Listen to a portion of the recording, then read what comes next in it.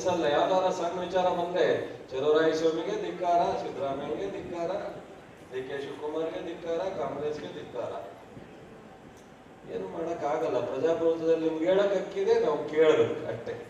ನಾವು ಎಷ್ಟು ಕೆಲಸ ಮಾಡಿದ್ರು ನಾವು ಮಾಡ್ದ ಅಂತ ಹೇಳಕ್ ಆಗಲ್ಲ. ಇವತ್ತು ಒಳ ಮೀಸಲಾತಿಗೂ ಪರಿಹಾರ ಸಿಕ್ಕೋದು ಇದೇ ಸರ್ಕಾರ, ಇದೇ ಸಿದ್ದರಾಮಯ್ಯ, ಇದೇ ಡಿ ಕೆ ಶಿವಕುಮಾರಿಂದ. ಯಾರಿಂದನೂ ಸಿಗಲ್ಲ. ಬೆಂಕಿ ಹಚ್ಚೋರಿಂದ ನ್ಯಾಯ ಸಿಗಲ್ಲ, ಮಾತನಾಡೋರಿಂದ ಸಿಗಲ್ಲ. ಒಳ ಮೀಸಲಾತಿಗೂ ನಿಮ್ಮ ಹಕ್ಕಿಗೆ ಸಿಗ್ತಕ್ಕಂಥದ್ದು ಇದೇ ಸರ್ಕಾರ ನಿಮಗೆ ಖಂಡಿತ ನ್ಯಾಯ ಒದಗಿಸ್ಕೊಡುತ್ತೆ. ಅದರಲ್ಲಿ ಹಿಂದೆ ಮುಂದೆ ಇಲ್ಲ. ಮೊನ್ನೆ ತಾತ್ಕಾಲಿಕವಾಗಿ 2 ತಿಂಗಳು ಕೇಳಿದರೆ ನಾಗಮೋಹನ್ ದಾಸ್ ಅವರು ಆ 2 ತಿಂಗಳ ಟೈಮ್ ಕ್ಯಾಬಿನೆಟ್ ಅಲ್ಲಿ ಕೊಟ್ಟು ಅವ್ರಿಗೆಲ್ಲ ಸೌಲಭ್ಯವನ್ನು ಕೊಟ್ಟು ಆದಷ್ಟು ಬೇಗ ಅದನ್ನ ಒಂದು ಅಂತಿಮ ಘಟ್ಟಕ್ಕೆ ತರಬೇಕು ಅಂತ. ಮತ್ತು ಎಲ್ಲ ಕಾರ್ಯಕ್ರಮಗಳನ್ನ ಜಾರಿಗೆ ತಂದಿರ್ತಕ್ಕಂಥದ್ದು ಕಾಂಗ್ರೆಸ್ ಸರ್ಕಾರ. ನಿಮ್ಗೆ ರಕ್ಷಣೆ ಕೊಡತಕ್ಕಂಥದ್ದು ಒಂದೇ ಜವಾಬ್ದಾರಿ ಅಲ್ಲ, ನಿಮ್ಮ ಬದುಕನ್ನ ರೂಪಿಸ್ತಕ್ಕಂಥದ್ದು ಸಹ ಕಾಂಗ್ರೆಸ್ ಸರ್ಕಾರಗಳು ಹಿಂದಿನಿಂದನೂ, ನೆಹರುವಿಂದನೂ ಸಹ ಇಲ್ಲಿವರೆಗೆ ಎಲ್ಲರೂ ಸಹ ರಾಜ್ಯದಲ್ಲಿ ಆಡಳಿತ ಮಾಡೋದು, ರಾಷ್ಟ್ರದಲ್ಲಿ ಆಡಳಿತ ಮಾಡ್ತಕ್ಕಂಥದ್ದು ಮಾಡೋದು. ನಾವು ಓಟ್ಗೋಸ್ಕರ ಮಾಡಲ್ಲ. ನೋಡಿ, ಒಂದೊಂದು ಸಂದರ್ಭದಲ್ಲಿ ಒಂದೊಂದು ಸ್ಲೋಗಾನ್ ಹೇಳಿದ್ರೆ ನಿಮ್ಮನ್ನ ಅಟ್ರಾಕ್ಟ್ ಮಾಡೋದಕ್ಕೋ ನಿಮ್ಮನ್ನ ಮನವೊಲಿಸ್ಕೊಳ್ಳಕ್ಕೋ ಮಾತಾಡೋದು. ನಾವು ಆ ತರ ಮಾತಾಡೋ ಅಭ್ಯಾಸ ಇಲ್ಲ. ಅವತ್ತೇನು ದೇಶದಲ್ಲಿ ಜಾತ್ಯತೀತ ದೇಶ ಆಗಿ ಮಹಾತ್ಮ ಗಾಂಧಿಯವರು, ಅಂಬೇಡ್ಕರ್ ಅವರು, ನೆಹರು ಅವರು ಕೊಟ್ಟಿದ್ರು, ಇವತ್ತು ಅದೇ ಸ್ಲೋಗನ್ನು ಜಾತ್ಯತೀತ ರಾಷ್ಟ್ರ ನಮ್ದು ಅಂತ ಹೇಳ್ತೀವಿ. ಆ ರೀತಿ ನಾವು ಒಬ್ರಿಗೊಂದು ಸುಣ್ಣ, ಒಬ್ರು ಬೆಣ್ಣೆ, ಇವೆಲ್ಲ ಪ್ರಶ್ನೆ ಇಲ್ಲ. ಇವತ್ತು ಇತಿಹಾಸವನ್ನ ತೆಗೆದು ನೋಡ್ಬೇಕು. ಯಾವ್ಯಾವ ಸಂದರ್ಭದಲ್ಲಿ ಯಾರ್ಯಾರ ಕಾಲದಲ್ಲಿ ಏನೇನು ಆಗಿದೆ ಅಂತ. ಇವತ್ತು ಕೃಷಿಕರಿಗಾಲಿ, ಕಾರ್ಮಿಕರಿಗಾಲಿ, ಮಹಿಳೆಯರಿಗಾಲಿ, ಯುವಕರಿಗಾಲಿ, ಎಲ್ಲ ವರ್ಗದ ಜನರಿಗೆ ಇವತ್ತು ಅತ್ಯಂತ ಯಶಸ್ವಿಯಾಗಿ ರಾಷ್ಟ್ರದಲ್ಲಿ ಕರ್ನಾಟಕ ರಾಜ್ಯ ಆರ್ಥಿಕವಾಗಿ ಪ್ರತಿ ಒಂದು ಕುಟುಂಬವನ್ನ ಸದೃಢಗೊಳಿಸ್ತಕ್ಕಂಥದ್ದು ಇವತ್ತು ಇರ್ತಕ್ಕಂಥ ಸಿದ್ದರಾಮಯ್ಯ, ಡಿ ಕೆ ಶಿವಕುಮಾರ್, ಕಾಂಗ್ರೆಸ್ ಸರ್ಕಾರ ಅನ್ನೋದು. ಅದಕ್ಕೆ ಕಾರಣ ರಾಹುಲ್ ಗಾಂಧಿ ಅವರಿರ್ಬೋದು, ಮಲ್ಲಿಕಾರ್ಜುನ್ ಖರ್ಗೆ ಅವರಿರ್ಬೋದು. ಆದ್ರೆ ರಾಜ್ಯದಲ್ಲಿ ಇವತ್ತು ಆಡಳಿತ ಮಾಡ್ತಾರೆ. ನಿಮ್ಮ ಗ್ರಾಮದಲ್ಲಿ ಪ್ರತಿ ಮನೆಗೆ ನಿಮ್ಗೆ 5 ಗ್ಯಾರಂಟಿಯಿಂದ 5,000 ಕನಿಷ್ಠ ಬರುತ್ತೆ. ಇದಕ್ಕಿಂತ ನಾವು ಯಾವ ತರ ನಿಮಗೆ ಕಾರ್ಯಕ್ರಮವನ್ನ ಕೊಡ್ಬೋದು ನನಗೆ ಅರ್ಥ ಆಗಲ್ಲ. ಸಮಾಧಾನ ಇಲ್ಲ ನಿಮ್ಗೆ ಅಂದ್ರೆ,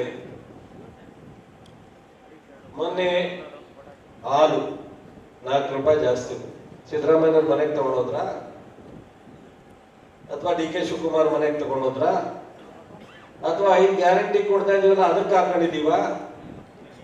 4 ರೂಪಾಯಿನೂ ಮಾರುಕಟ್ಟೆನಲ್ಲಿ ಹೆಚ್ಚು ಮಾಡಿ ಅದನ್ನ ರೈತರಿಗೆ ಕೊಟ್ಟಿದ್ವಿ. ಅಲ್ಲಿ ದಲಿತರು ಇರ್ಬೋದು, ಇನ್ನೊಂದು ಸಮಾಜ ಇರ್ಬೋದು, ಯಾರು ಹಾಲಾಗ್ತಾರೆ ಅವ್ರಿಗೆ 4 ರೂಪಾಯಿ ಹೋಗುತ್ತೆ. ಈಗ ನಾನೇ ಎಕ್ಸಾಂಪಲ್, ನಾನು ಒಂದು 2 ಲೀಟರ್ ಹಾಲು ತಗೋತೀನಿ ಬೆಂಗಳೂರಿನಲ್ಲಿ. 4 ರೂಪಾಯಿ ಅಂದ್ರೆ 8 ರೂಪಾಯಿ ಜಾಸ್ತಿ ಆಗುತ್ತೆ. ನಮ್ಮ ಊರಿನಲ್ಲಿ ನಮ್ಮ ಅಣ್ಣ 10 ಲೀಟರ್ ಹಾಲು ಹಾಕಿದ್ರೆ 40 ರೂಪಾಯಿ ಜಾಸ್ತಿ ಆಗುತ್ತಲ್ಲ ಅವ್ರಿಗೆ. 4 ರೂಪಾಯಿ ನಾನು ಕೊಡೋದ್ರಿಂದ 8 ರೂಪಾಯಿ ನಾನು ಜಾಸ್ತಿ ಆಗೋದ್ರಿಂದ ನನಗೆ ಹೊರೆ ಅಂತ ನಾನು ಹೇಳೋದಾದ್ರೆ, ನಮ್ಮ ಅಣ್ಣನಿಗೆ 40 ರೂಪಾಯಿ ಸಿಗುತ್ತಲ್ಲ, ಅದು ಖುಷಿ ಪಡಲ್ವಾ? ಬೆಂಗಳೂರಿನಲ್ಲಿ ವಾಸ ಮಾಡೋರು ಎಷ್ಟು, ಇಡೀ ರಾಜ್ಯದ ಹಳ್ಳಿಗಳಲ್ಲಿ ವಾಸ ಮಾಡೋರು ಎಷ್ಟು, ಯಾರು ಕಷ್ಟದಲ್ಲಿದ್ದಾರೆ, ಒಂದು ಹಸು ರೇಟ್ ಏನಿದೆ, ಮೇಂಟೆನೆನ್ಸ್ ಏನಿದೆ, ಅದಕ್ಕೆ ಯಾವ ರೀತಿ ಮೇವು ಹಾಕ್ಬೇಕು, ಇವೆಲ್ಲ ಕಾರಣಕ್ಕೆ ಟಿವಿಯವ್ರು ಹಿಡಿದ್ರು, ಅವ್ರು ಯಾರೋ ಅಲ್ಲಿ ಮಾತಾಡಿದ್ರು.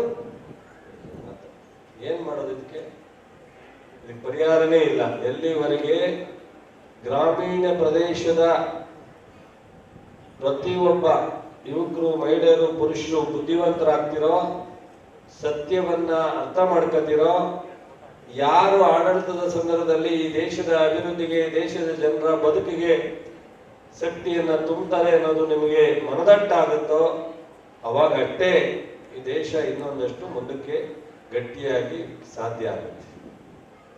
ಅದು ಬಿಟ್ಟು ನಮ್ಮಂತ ರಾಜಕಾರಣಿಗಳು ಓಟ್ಗೋಸ್ಕರ ಸಂದರ್ಭ ಬಂದಾಗ ಒಂದೊಂದು ತರ ಮಾತನಾಡ್ತಕ್ಕಂಥವ್ರ ಜೊತೆ ನೀವು ಕೈ ಜೋಡಿಸಿದ್ರೆ ಅದು ಈ ದೇಶದ ಭವಿಷ್ಯಕ್ಕೆ ಸೂಕ್ತವಾದಂಥದ್ದಲ್ಲ. ತಪ್ಪು ಯಾರು ಮಾಡಿದ್ರು ತಪ್ಪೇ.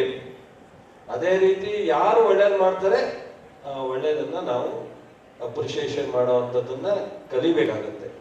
ಅದನ್ನ ಬಹುಶಃ ನಮ್ಮ ದೇಶದ ಹಲವಾರು ವಿಚಾರದಲ್ಲಿ ಇವತ್ತಿನ ನಮ್ಮ ರಾಜ್ಯದ ಆಡಳಿತದ ಸರ್ಕಾರ ನಿಮ್ಮ ಜೊತೆನಲ್ಲಿದೆ. ತಪ್ಪಾಗಿ ಭಾವಿಸ್ಬೇಡಿ. ಆತರ ಇರ್ಬೋದು, ನಿಮ್ಗೆ ಹಂಚಿಕೆ ಇರ್ಬೋದು, ಬೇಗ ನ್ಯಾಯ ಸಿಗ್ಬೇಕು ಅಂತಿರ್ಬೋದು, ಎಲ್ಲಿ ಲೇಟ್ ಆಗುತ್ತೆ ಅನ್ನೋದಿರ್ಬೋದು, ಕಾನೂನಿನಲ್ಲೇ ಮಾಡ್ಬೇಕಾಗತ್ತೆ, ಕಾನೂನು ರೀತಿಗೆ ತಂದು ಮಾಡ್ಬೇಕಾಗತ್ತೆ. ಸ್ವಲ್ಪ ನಿಧಾನ ಆದ್ರೂ ನಿಮ್ಗೆ ಒಳ್ಳೇದಾಗ್ಬೇಕಾಗತ್ತೆ, ನ್ಯಾಯ ಸಿಗ್ಬೇಕಾಗತ್ತೆ. ಆ ವಿಚಾರದಲ್ಲಿ ನಮ್ಮ ಸರ್ಕಾರ ಬದ್ಧವಾಗಿದೆ. ಇವತ್ತು ಅಂಬೇಡ್ಕರ್ ಭವನ ಹೇಗೆ ಕಟ್ತು ಹಾಗೆ ಬಾಬು ಜಗಜೀವನ್ ರಾಮ್ ಅವರ ಭವನವನ್ನ 3,80,00,000ದಲ್ಲಿ ಪ್ರಾರಂಭ ಮಾಡಿದ್ದೀವಿ.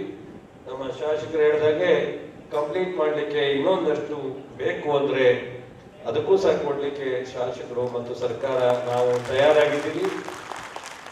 ಖಂಡಿತ ಅದ್ರ ಬಗ್ಗೆ ನಿಮ್ಗೆ ಯಾವುದೇ ಹಂಚಿಕೆ ಬೇಡ. ಆದಷ್ಟು ಬೇಗ ಅದನ್ನ ಉದ್ಘಾಟನೆ ಮಾಡುವಂತ ಕೆಲಸವನ್ನ ಮಾಡೋಣ. ಇವತ್ತು ನಮ್ಮ DC, CO, SP ಅವರು ಒಂದು ಹೊಸ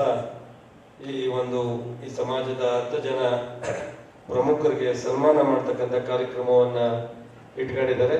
ಅವರೆಲ್ಲರಿಗೂ ನಾನು ಅಭಿನಂದಿಸ್ತೀನಿ.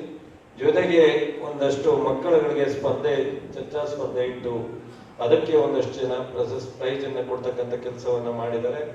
ಅದು ಸಹ ಒಳ್ಳೆಯ ಬೆಳವಣಿಗೆ. ಆ ಮಕ್ಕಳುಗಳಿಗೂ ಸಹ ನಾನು